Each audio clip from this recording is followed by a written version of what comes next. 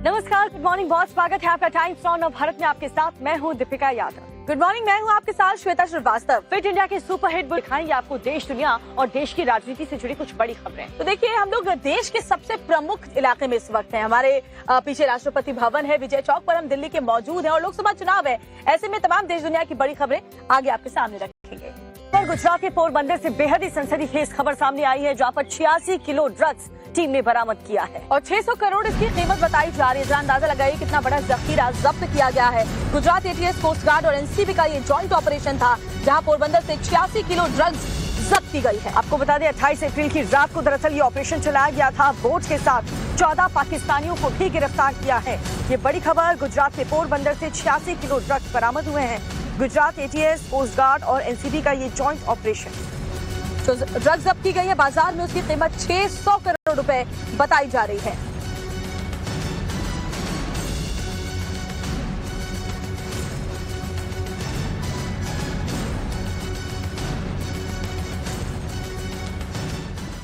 और चलिए आगे बढ़ते हुए लोकसभा चुनाव की बात करते हैं। तो तीसरे चरण का रण बहुत तेजी के साथ आगे बढ़ रहा है, क्योंकि 7 मई को 12 राज्यों की 94 सीटों पर वोटिंग होगी और सभी सियासी दलों के दिग्गजों ने पूरा जोर लगा रखा है। और यही वजह है कि प्रधानमंत्री नरेंद्र मोदी से लेकर मुख्यमंत्री योगी आदित्यनाथ, गृहमंत्री अमित शाह और साथ ही रक्षा मंत्री राजनाथ सिंह, हर कोई चुनाव प्रचार में जुटा हुआ है। आज कौन कहां पर रैली करने वाला है, सारी जानकारी इस रिपोर्ट में है।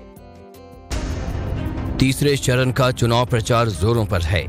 बीजेपी ने पहले 2 चरण में हुई धीमी वोटिंग को ध्यान में रखते हुए तीसरे चरण में पूरी ताकत झोंक दी है। सियासी वार पलटवार का दौर भी जारी है। पीएम मोदी, गृह मंत्री Amit Shah, UP CM Yogi Adityanath, BJP अध्यक्ष जेपी नड्डा, रक्षा मंत्री राजनाथ सिंह समेत तमाम बड़े नेता पार्टी के प्रचार में जुटे हैं। आज पीएम मोदी कर्नाटक और महाराष्ट्र में 4 चुनावी रैलियों को संबोधित करेंगे। कर्नाटक के बागलकोट में दोपहर 12:15 पर पीएम मोदी की रैली होगी। इसके बाद पीएम मोदी महाराष्ट्र पहुंचेंगे, जहां वो सोलापुर में दोपहर 1:30 बजे जनसभा को संबोधित करेंगे। दोपहर 3:45 पर कराड में, शाम 5:45 पर पुणे में पीएम मोदी की रैली होगी। गृह मंत्री अमित शाह बिहार और असम में चुनाव प्रचार करेंगे। दोपहर 12:30 बजे बिहार के झंझारपुर में और दोपहर 2 बजे बेगूसराय में गृह मंत्री शाह जनसभा को संबोधित करेंगे। इसके बाद वो असम पहुंचेंगे, जहां शाम 5:30 बजे गुवाहाटी में उनका रोड शो होगा। इसके अलावा जेपी नड्डा भी तीसरे चरण के लिए धुआंधार प्रचार कर रहे हैं। आज तेलंगाना में नड्डा चुनावी सभाओं को संबोधित करेंगे। आपको बता दें कि तीसरे चरण में 7 मई को 12 राज्यों की 94 सीटों पर वोटिंग होगी। और इस बीच एक बड़ी खबर आपको बताने जा रहे हैं। स्मृति ईरानी आज अमेठी से नामांकन भरने वाली हैं। उनके साथ मध्य प्रदेश के मुख्यमंत्री मोहन यादव भी मौजूद होंगे। तो बड़ी खबर आपको बता रहे हैं, अमेठी से नामांकन दाखिल करेंगी केंद्रीय मंत्री स्मृति ईरानी। सुबह 10 बजे एक रोड शो भी स्मृति ईरानी इससे पहले करने वाली है। तो ये बड़ी खबर, और साथ ही उनके मध्य प्रदेश के मुख्यमंत्री मोहन यादव भी नामांकन के दौरान मौजूद रहेंगे। अमेठी से नामांकन दाखिल करेंगी स्मृति ईरानी, ये बड़ी खबर। तो अमेठी सीट से बीजेपी की ओर से लगातार तीसरी बार उम्मीदवार बनाई गई केंद्रीय मंत्री और मौजूदा सांसद स्मृति ईरानी आज अपना नामांकन दाखिल करने वाली हैं।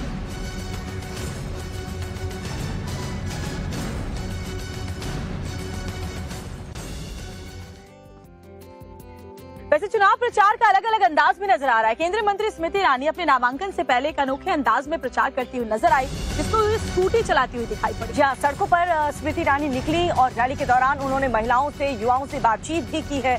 और साथ ही स्मृति ईरानी लोगों से बात करती हुई इस वीडियो में आपको नजर आएंगी। उन्होंने लोगों के साथ तस्वीरें भी खिंचवाई हैं। महिलाओं और युवाओं से बात करते हुए स्मृति ईरानी नजर आई। आपको बता दें कि अमेठी में 5वें चरण यानी कि 20 मई को मतदान होना है, जिसको लेकर के आज स्मृति ईरानी नामांकन दाखिल करने वाली है।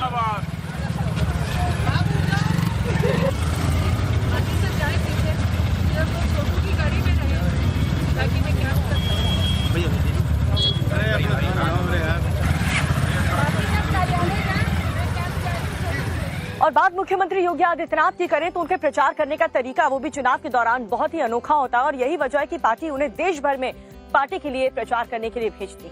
और बरेली वो पहुंचे थे, एक जनसभा को उन्होंने संबोधित किया। इस दौरान उन्होंने विपक्षियों पर एक से बढ़कर एक हमले किए। आप भी देखिए। जैसे जैसे चुनाव आगे बढ़ रहा है, सियासी दलों के हमले तेज होते जा रहे हैं। बरेली में चुनाव प्रचार करने पहुंचे सीएम योगी ने सपा, बसपा और कांग्रेस को आड़े हाथों लिया। राम मंदिर की राह में रोड़े अटकाने का आरोप लगाते हुए सीएम योगी ने विपक्षी दलों पर जमकर प्रहार किया। कांग्रेस सपा बसपा जाति, कांग्रेस साथी देश की आजादी के तत्काल बाद अयोध्या में राम जन्मभूमि के भव्य मंदिर के निर्माण का मार्ग प्रशस्त हो गया होता। कांग्रेस ने तो कहा राम हुए ही नहीं, यानी हमारे आराध्य देव को अपने स्वयं की जन्मभूमि के लिए प्रमाण जुटाने पड़े। लेकिन सत्य को कोई झुठला नहीं सकता है। अर्थ वही हुआ, अयोध्या में राम मंदिर का निर्माण हुआ है ना। क्या ये कांग्रेस सपा बसपा के लोग कर पाते क्या? क्या ये लोग कर पाते क्या? आतंकवाद की समस्या का समाधान ये लोग कर पाते क्या? सीएम योगी ने मुख्तार अंसारी का जिक्र करते हुए सपा पर तीखा हमला बोला। जो लोग हिंदुओं के बदले पर संवेदना न व्यक्त कर सकते हो और माफिया के बदले पर खतिया पढ़ते हो, क्या उनको सत्ता में आने का अधिकार है क्या? उनको सत्ता में आने का अधिकार है क्या? सीएम योगी ने यूपी की कानून व्यवस्था का भी जिक्र किया और विरोधियों पर निशाना साधा। माफिया से निपटने का काम ये लोग कर पाएंगे क्या? अरे तो माफिया और दंगाइयों को अपने गले का हार बना करके घूमते थे। और तो भारतीय जनता पार्टी की सरकार है जो माफिया कल तक सत्ता का सरपरस्त बन करके आम जनता को, व्यापारी को, बेटी को तबाह करता था। आज गले में तख्ती लटका करके घूमे घूमे फिर रहा, कहता साहब जान बकस दो एक बार, बस केला लगा करके पेट भर दूंगा। और इन माफिया अपराधियों को ठेला लगाने के लिए मजबूर कर दो। मेहनत कैसे होती है ये करना सिखाओ इनको। 7 मई को तीसरे चरण का चुनाव होना है, जिसमें यूपी की संभल, हाथरस, आगरा, फतेहपुर सीकरी, फिरोजाबाद, मैनपुरी, एटा, बदायूं, आंवला और बरेली सीट पर मतदान होगा। ब्रेक के बाद एक बार फिर से आप सभी का स्वागत है। देर रात 5 शहरों की अगर खबर आपको बताएं तो भीषण आग वहां पर लग गई, लाखों का नुकसान वहां पर हुआ और कई लोगों को जान बचाने के लिए इधर उधर भागना पड़ा। उत्तराखंड से लेकर गुजरात तक लगातार आग लगने की खबरें सामने आई, जिसमें लाखों का नुकसान हुआ है। देर रात आग का तांडव देश के कई शहरों में देखने को मिला। कहीं गोदाम में आग से हड़कंप मचा तो कहीं जंगलों में आग से आफत फैल गई, कहीं बाजार में तो कहीं बिल्डिंग में आग की डराने वाली तस्वीरें देखने को मिली। हाहाकार मचा है, अफरा तफरी मची है, भगदड़ मची है। लोग जान बचाने की पूरी कोशिश में लगे हैं। भयंकर आग की भयावह तस्वीरें यूपी के इटावा से सामने आई हैं, जहां शहर के तिकोनिया इलाके में देर रात कपड़े के एक गोदाम में आग के बाद भगदड़ मच गई। आग जिस गोदाम में लगी वो बाजार के बीचों बीच एक सकरी गली में स्थित है, जिसके चलते चहल पहल वाले बाजार में जैसे ही आग लगी तो अफरा तफरी फैल गई। जान बचाने के लिए लोग इधर उधर भागने लगे। आग भी इतनी तेजी से फैली कि गोदाम में रखा लाखों का सामान मिनटों में जल गया। आनन फानन में घटना की सूचना दमकल की टीम को दी गई, जहां फायर फाइटर्स की 4 गाड़ियों ने मौके पर पहुंचकर 3 घंटों में आग पर काबू पाया।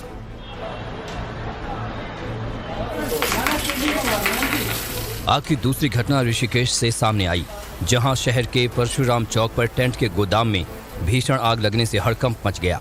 आग इतनी तेजी से गोदाम में फैली कि गोदाम में तकरीबन 25 लाख रुपए का सामान रखा था, जो मिनटों में जलकर स्वाहा हो गया। हादसे की सूचना फायर ब्रिगेड की टीम को दी गई। मौके पर पहुंची दमकल की 3 गाड़ियों ने कई घंटों की कड़ी मशक्कत के बाद आग पर काबू पाया, लेकिन तब तक गोदाम में रखा सामान पूरी तरह से जल चुका था। जंगलों में धधकती आग की तस्वीरें नैनीताल की हैं, जहां आग लगने से हजारों एकड़ जंगल जलकर खाक हो गए हैं। जंगलों में लगी आग से आसपास के स्थानीय लोगों को भी काफी परेशानियों का सामना करना पड़ रहा है। आग इतनी भयावह थी कि बुझाने के लिए एयरफोर्स और एनडीआरएफ की टीमों का सहारा लेना पड़ा। कई टीमें बनाई गई हैं। जंगलों में लगी आग पर काबू पाने के लिए नैनीताल के मनोरा रेंज, भवाली, भीमताल समेत आसपास के क्षेत्र की जांच करेगी और आग को नियंत्रित करने का काम करेगी। नैनीताल के पहाड़ी क्षेत्र के जंगलों में आग पिछले 4 दिनों से तांडव मचा रही है, जिससे आसपास के रिहायशी इलाकों में दहशत फैल गई है।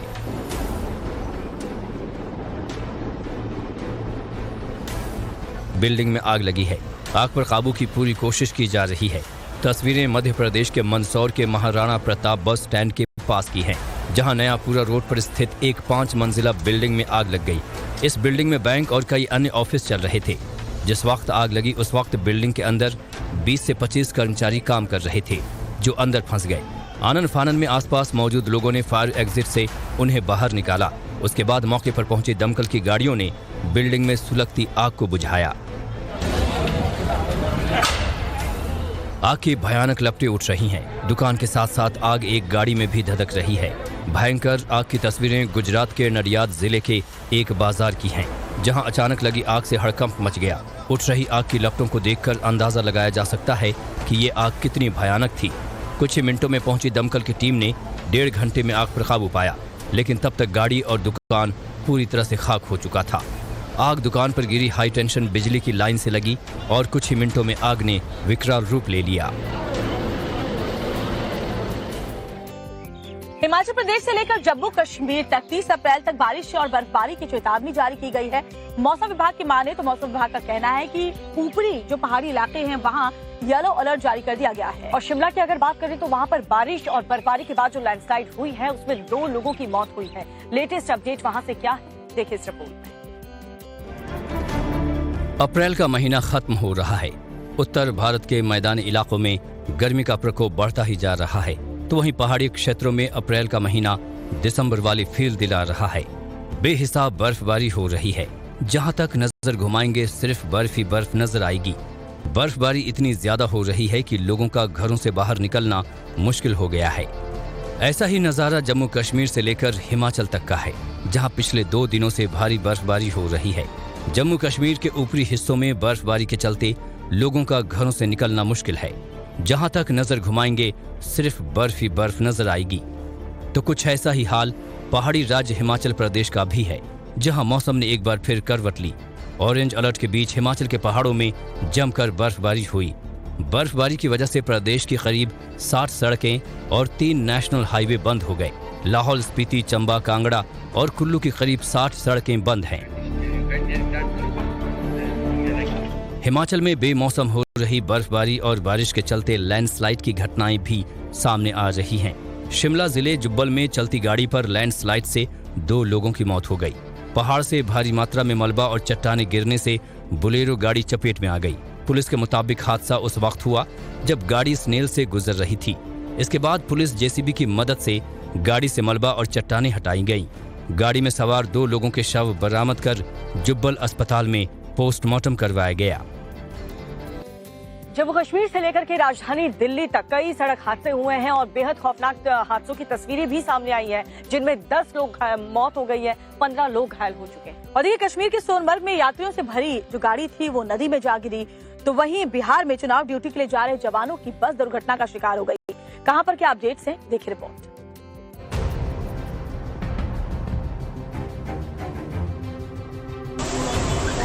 जम्मू कश्मीर के गांदरबल जिले के सोनमर्ग इलाके में एक बड़ा हादसा हुआ। सिंध नाले में यात्रियों से भरी टवेरा गाड़ी के गिरने के बाद हड़कंप मच गया। जानकारी के अनुसार टवेरा गाड़ी में हादसे के वक्त 9 यात्री बैठे थे। इस हादसे में 4 लोगों की मौत हो गई, जबकि 3 लोगों को बचा लिया गया है। 2 लोग अभी भी लापता हैं। हादसे के तुरंत बाद रेस्क्यू ऑपरेशन चलाया गया। मौके पर एसडीआरएफ और एनडीआरएफ की टीमें पहुंची और लोगों को बचाने के लिए अभियान शुरू किया। दोपहर में शुरू हुए रेस्क्यू में कुछ ही घंटों बाद 3 लोगों को सुरक्षित पानी से बाहर निकाल लिया गया है। हालांकि अभी भी 9 पैसेंजर्स में से 2 लापता बताए जा रहे हैं। रेस्क्यू ऑपरेशन के लिए मौके पर पुलिस की टीम, असम राइफल के जवान, ट्रैफिक, रूरल पुलिस, स्थानीय प्रशासनिक अधिकारी, एसडीआरएफ और एनडीआरएफ की टीमें तैनात हैं। हालांकि माना जा रहा है कि मरने वालों की संख्या बढ़ सकती है। रात होने की वजह से प्रशासन की ओर से फिलहाल राहत और बचाव अभियान को रोक दिया गया है। इसे सुबह दोबारा शुरू किया जा सकता है। दिल्ली में एक रईसजादे ने जैगुआर कार लेकर 3 वाहनों को टक्कर मार दी और तीनों लोगों को घायल कर दिया।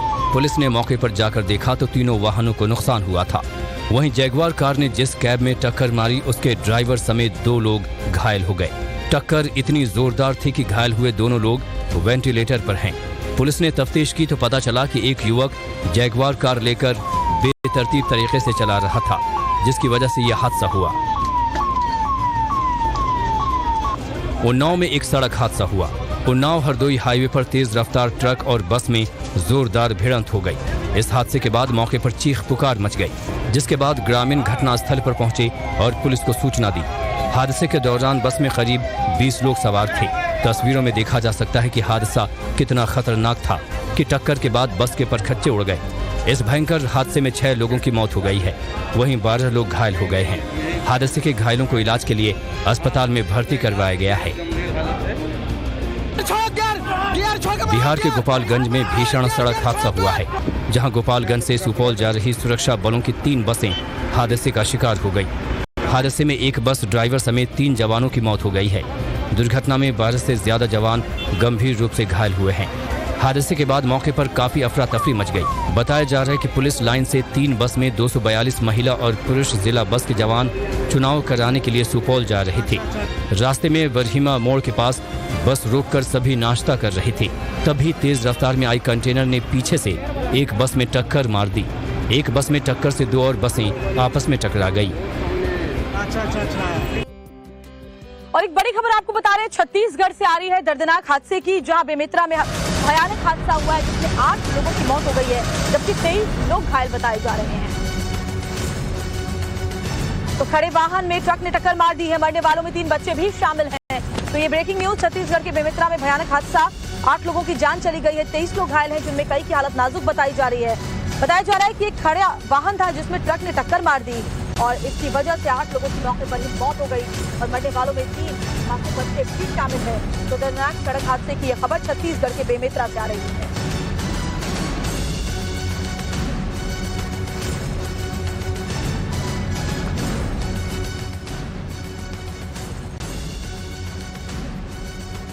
लखनऊ एयरपोर्ट की भव्यता देखकर बहुत ही खुश हुए, दंग रह गए और इसको लेकर उन्होंने योगी सरकार की जमकर तारीफ की है। आपको ये भी बताएं कि लखनऊ एयरपोर्ट का जो ये नया टर्मिनल है वो बहुत ही भव्य है। जी हाँ, बाकायदा पीटरसन ने यहाँ पर ट्विटर हैंडल से ट्वीट किया है और मुख्यमंत्री योगी आदित्यनाथ की जमकर तारीफ भी की।